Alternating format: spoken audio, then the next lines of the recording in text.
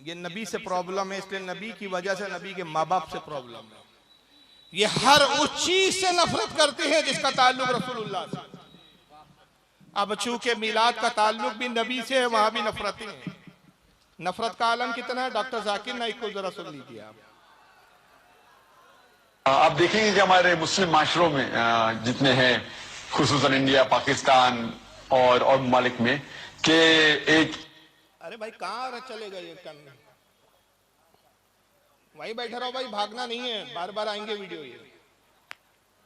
आप देखेंगे कि हमारे मुस्लिम माशरों में जितने हैं, खुसूसन इंडिया, पाकिस्तान और ममालिक में, कि एक ईद मिलाद उन नबी मनाया जाता है, वो बर्थडे ऑफ द प्रॉफिट। और अगर आप देखेंगे ये 12 रबी अव्वल है, और जहां तक कि हमें हदीस की रोशनी में हमें यह साबित नहीं होता है कि मोहम्मद सल्लल्लाहु अलैहि वसल्लम ने कभी अपना सालगिरह बनाए, या साहबाज ने, या ताइन या तबताइन ने कभी, या ताइन या तबताइन ने कभी उनका सालगिरह बनाए। तो जब मोहम्मद सल्लल्लाहु अलैहि वसल्लम ने कभी कहा नहीं कि मेरा सालगिरह बनाओ, या कभी साहबाज ने नहीं बनाए, और अगर आज हम उनका सालगिरह बनाते तो ये बिदअत हो जाता है। तो सालगिरह बनाने की कोई जरूरत नहीं है, सालगिरह मनाने की कोई जरूरत नहीं है, नबी पाक सल्लल्लाहु अलैहि वसल्लम का ये बिदअत हो जाता है। हमको कुरान और हदीस में नहीं मिलता कि नबी को ने का जो है सालगिरह मनाना चाहिए। और फिर इतने बड़े स्कॉलर है, एक लफ्ज बड़ा अजीब बोला इन्होंने, मैं भी पहले हैरान हूँ बोलना क्या चाह रहे हैं। वो है ताबईन, तबे ताबईन, इसको कहते हैं ताइन ताइन। ताइन ताइन क्या लाया इन्होंने, ताइन तबे ताइन। और इसकी जमात के लोग इसको बहुत बड़ा इस्लामी स्कॉलर बोलते हैं भाई। और इनके घर जा जाके हमने कितने बार मुनाजरे के चैलेंज किए जब ये बंबई में थे। अब तो भगोड़े घोषित हो गए, कभी तैयार नहीं है। तो ताइन ने नहीं मनाया, तबे ताइन ने नहीं मनाया। नहीं साहब, वो ताइन मनाएंगे भी नहीं, वो तबे ताबईन मनाएंगे, और वो ताबईन मनाएंगे। ताइन कौन होते, ताइन का ही को मनाएंगे। तो ये बिदअत है साहब। कुरान में इनको नहीं मिला मिलाद मनाना, हदीस में नहीं मिला। अच्छा चलो, अब इनकी बस किस्मत की, एक बार ये इंटरव्यू देते बैठे थे और मिलाद के खिलाफ बोल रहे थे, तो एक सुन्नी हमारी इस्लामी बहन ने कॉल कर दिया। अब उससे पता चल गया कि ये हमारे घर की, हमारे मतलब हमारी जमात की औरतों का जवाब नहीं दे सकते, तो ये हमारा क्या जवाब देंगे।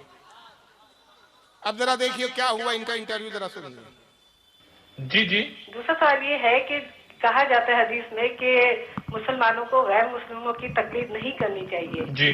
तो जो ये टाई और जो जिस सूट में आप बैठे हैं, ये गैर मुस्लिम ज्यादा पहनते हैं, बल्कि वो ही पहनते हैं, तो क्या ये जायज है टाई पहनना या ये फुल सूट पहनना है? बहुत शुक्रिया, दोनों सवाल बड़े अहम सवाल। टाई पे तो पहले बात हुई थी, एक और तफसील से भी मैं चंद दिनों में बात हम करेंगे टाई के हवाले से और हवाले से। कितनी देर कंट्रोल रूम? 40 सेकंड हमारे पास है ब्रेक पे जाने से पहले, इसलिए हम जवाब जो है इसका। वेलकम बैक ख़वातीन हज़रात, डॉक्टर जाकिर नाइक के साथ एक तवील नशिस्त जारी है गुफ्तगू की। और डॉक्टर साहब, पहली जो बात ब्रेक पे जाने से पहले आप उसको कुछ फर्दर करना चाहेंगे या आगे बढ़े? और दूसरा सवाल जो था, दूसरा सवाल आगे बढ़ते हैं, मेरे ख्याल से बहुत से सवाल। एक सवाल ख़वातीन ने पूछा है, कुछ समझ में आया आपके?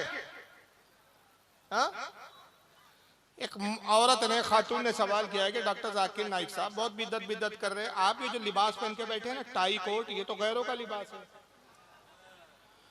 और कुरान और हदीस के मुताले के बाद तो हमें यही पता चलता है कि अल्लाह रसूल ने हमें गैरों की मुशाबियत इख्तियार करने से मना किया है, रोका है।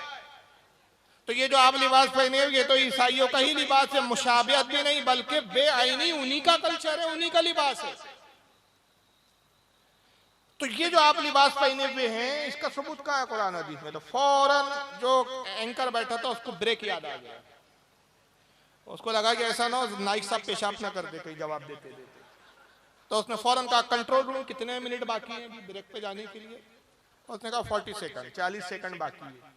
हाँ तो ब्रेक पे चले जाते। ब्रेक पे गए, सांस वास ली, ब्रेक से वापस आए। फिर उन्होंने कहा, तो वो जो सवाल पूछा गया था ब्रेक से पहले, उसका जवाब देना चाहेंगे या पर्दा करना चाहेंगे? तो उन्होंने कहा पर्दा ही कर लो, जमात भी पर्दे वाली है, पर्दा कर लो, मतलब वो सवाल का जवाब छोड़ दो, आगे दूसरा पूछो। वजह क्या थी? डॉक्टर जाकिर नाइक साहब का और इस जमात का एक शेवा है कि अपने लिए तो सारी बिदतें गवारा है, मगर सुन्नियों के हर काम पे बिदत के फतवे। मैं बरसों से चैलेंज कर रहा हूँ, छुटपैये चूजे इनके आते, कोई जिम्मेदार आलिम आज तक नहीं आया, और मैं किसी छुटपैये मौलवी और छुटपैये लोगों का जवाब देने का जो है वो जिम्मेदार नहीं हूँ। इनका कोई जिम्मेदार मौलवी आए, मैं उसको मुनाजरे का चैलेंज करता हूँ। तुम्हारी लिए बिदतों की एक फहरिस्त है जो तुम करते हो, तुम्हारी फहरिस्त छोड़ो, मुझे सिर्फ ये बता दो कि तुम सऊदीया में तहज्जुद की अजान देते हो। तहज्जुद की अजान रसूल के जमाने में होती थी क्या? सहाबा के जमाने में होती थी क्या? ताबईन के जमाने में, तबे ताबईन के जमाने में, अइम्मा मुज्तहिदीन के जमाने में, किस जमाने में होती थी? ये तुम्हारी सबसे बड़ी बिदअत है जो तुमने राइज की है। तहज्जुद की अजान का सबूत दो हमें। जिस दिन तुम तहज्जुद की अजान देंगे उसका सबूत दे दोगे, हम भी बता देंगे मिलाद का सबूत कहाँ कहाँ है। ऐसी बेशुमार इनकी बिदअत है। गिलाफ काबा पे बादशाह का नाम लिखना, ये इनकी बिदअत है। मस्जिदों के मीनारे बनाना, मस्जिदों को खूबसूरत बनाना, जबकि सुनन अबू दाऊद की हदीस है, आका ने कहा कि तुम जरूर ईसाई और यहूदियों के नक्शे कदम पर चलोगे कि अपनी इबादत खानों को खूबसूरत बनाओगे। वहां ममानियत है लेकिन ये कर रहे हैं। ऐसी बेशुमार बिदअत है, लेकिन अपनी बिदअत नजर नहीं आती। वही जाकिर नाइक का हाल था कि मिलाद को तो बड़े ढल्ले से उन्होंने बिदअत कह दिया, लेकिन जैसी आया कि भाई साहब आप इस्लाम की बात करते हो, लिबास ईसाइयों का पहनते हो, तो उसका सबूत तो दे दो, तो उन्होंने जवाब ही नहीं दिया, क्योंकि जाहिद के बाद जवाब नहीं था। वजह यह है, आपको मैं बता दूं कि कोट और टाई एक लिबास नहीं है, पहले समझ लीजिए। जहां तक कोट का मामला उसमें गुंजाइश है, लेकिन जहां तक टाई की बात है, टाई जो है ये लिबास नहीं है, बल्कि ईसाइयों का मजहबी शियार है। उनकी मजहब की पहचान है, उनकी आइडेंटिटी। और वो क्यों? उनका अकीदा ये माज़अल्लाह जो कुफ्री अकीदा है हमारे इस्लाम के मुताबिक, ईसा अलैहिस्सलाम को सुलेब पर चढ़ा दिया गया था। और हमारा अकीदा क्या है कि हजरत ईसा अलैहिस्सलाम आसमानों में उठा लिए गए। तो सुलेब की बतौर निशानी उन्होंने टाई की इजाद की, और उसको बतौर सुलेब मुकद्दस जान के टाई गले में लटकाते। ये मजहबी शियार है, और मजहबी किसी का शियार जो काफिरों का, उसको इख्तियार करने के बारे में अल्लाह के रसूल की हदीस क्या है जो नाइक को नजर नहीं आई। आका कहते हैं मन तशब्बहा बिकौमिन फहुवा मिनहुम, जो जिस कौम की मुशाबहत करे वो उन्हीं में से है। अच्छा, वो जो एक ऑडियो पहले शुरू में चला था वो भी जरा देख लीजिए, वो अधूरा मैंने थोड़ा सा रोक लिया था क्योंकि बीच में बिदअत की बात आ गई थी, उन्हीं की जबानी उनका जवाब। लेकिन आगे वीडियो बढ़ता है, ये भी जरा सुन लीजिए। कभी या ताइन या तबताइन ने कभी उनका सालगिरह बनाए, तो जब मोहम्मद सल्लल्लाहु अलैहि वसल्लम ने कभी कहा नहीं कि मेरा सालगिरह बनाओ, या कभी साहबा ने बनाए, और अगर आज हम उनका सालगिरह बनाते तो ये बिदअत हो जाता है। तो सालगिरह बनाने की कोई जरूरत नहीं है, ऐसा कोई इस्लाम एक मजहब के अंदर नहीं है, कुरान में भी नहीं, शरिया में नहीं। ये एक वेस्टर्न कल्चर है, ये एक वेस्टर्न कल्चर है कि हमें सालगिरह बनाना चाहिए। ये वेस्टर्न कल्चर है, ये अंग्रेजों की तहजीब है, ये गैरों की तहजीब है, गैरों का तरीका है सालगिरह मनाना चाहिए, मिलादुल नबी मनाना, ये गैरों की तहजीब है। अजीब बात है भाई, हम अपने नबी का मिलाद मना रहे, गैरों की तहजीब कैसी हो गई? वो थोड़ी हमारे नबी का मिलाद मना रहे। और अगर तुम कहो कि वो ईसाई जो है क्रिसमस मनाते हैं, तो हम कहते हैं ईसा मसीह का अगर वो क्रिसमस मनाते हैं तो ईसा अलैहिस्सलाम को तो नबी हम भी मानते हैं, तो गैरों की तहजीब कैसी हो गई? लेकिन चलिए अभी इस पर गुफ्तगू नहीं कर रहा हूं, मैं एक वीडियो आपके सामने दिखा रहा हूं। इनके जुमले याद रखिए। जुमले क्या थे? ये क्या है? वेस्टर्न कल्चर है। नाइक साहब से मेरा सवाल है, और उनके मानने वाले जो इनके चाहने वाले हैं, नाइक साहब के फैंस है बहुत बड़े बड़े, उनसे सवाल है कि ये कौन सा कल्चर है, ये भी हमें बता दें। Let's welcome on stage the articulate analyst doctor Zakir Naik.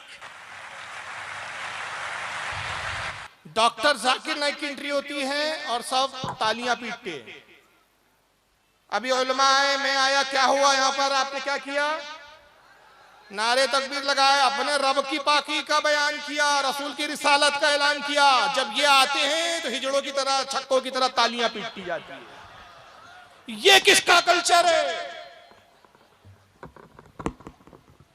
दीनी जलसों में दीन का स्कॉलर आ रहा है और तालियां पीटी जा रही है कि इनसे कल्चर है। अच्छा, फिर मैं आया, सीधा सीधा स्टेज पर आया, उलमा मुसाफे कर रहे थे, खुश गर्मजोशी के साथ मुलाकात कर रहे थे, इस्तकबाल कर रहे थे। इनका इस्तकबाल और इनकी गर्मजोशी कैसी होती है, आइए जरा देखिए।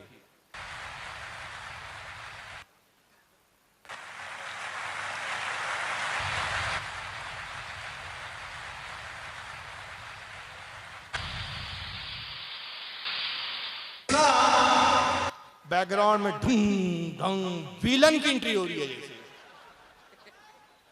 कोई इस्लामिक स्कॉलर नहीं आ रहा है, बल्कि कोई क्या आ रहा है, विलन आ रहा है। बिल्कुल उसी अंदाज में आते ही पूछेगा कितने आदमी बैठे हैं। समझ गए आप इशारा नौजवान लोग, मैं भी इसी दुनिया में रहता हूँ भाई, समझ रहे आप। ये कौन सा कल्चर है? और अभी कल्चर पूरा नहीं हुआ, अभी सुनिए। acquired by submitting over to Almighty God is the only solution for the whole of humanity. And worship the Creator. Alhamdulillah. Wassalatu wassalam. जैसा कि मैंने अर्ज किया, ख़वातीन व हज़रात, हमारी ये आज की आखिरी नशिस्त है। आखिरी नशिस्त नहीं है, आखिरी महीना चल रहा है, एक अंडा नाजिल हो रहा है और उसमें से देखिए क्या पैदा होने वाला है।